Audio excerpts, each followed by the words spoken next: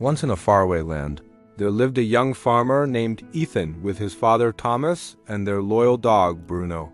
They were poor, but their lives were steady and full of quiet happiness, living in a small house made of clay and straw, supported by a few chickens and a small cornfield. Every evening, father and son prayed together, and Thomas reminded Ethan that hard work and faith in God would guide him through life.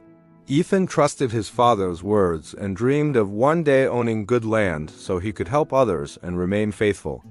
Bruno was more than a pet. He guarded the farm, walked with them to the market, and slept near the house each night. Their life was simple, peaceful, and rooted in love. One day, Thomas became ill, his strength slowly fading until he could no longer work. Ethan carried his father home while Bruno followed close behind, quiet and watchful. Though Ethan prayed every night, Thomas grew weaker, and before his final breath, he told his son never to lose his faith. After Thomas passed away, Ethan buried him beneath the large tree near their home, a place they once shared in rest. Bruno stayed by the grave for a long time, as if unwilling to leave.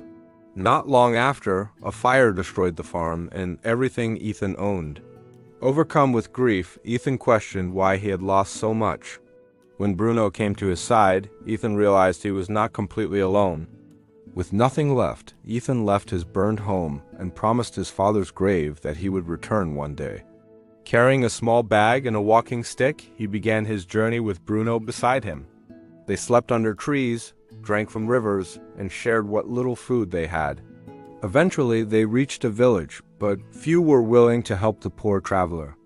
Hungry and tired, Ethan found shelter in an abandoned house on the edge of town. That night, he prayed, thankful for life and for the loyal companion beside him.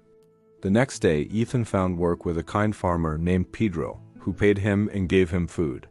When villagers warned Ethan that the old house was believed to be cursed, he calmly replied that he only wanted peace.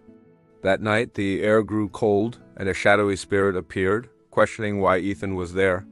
Though afraid, Ethan spoke honestly, saying he had lost everything and only needed a place to rest. The spirit recognized his sincerity and told him that true treasure comes from faith, not greed.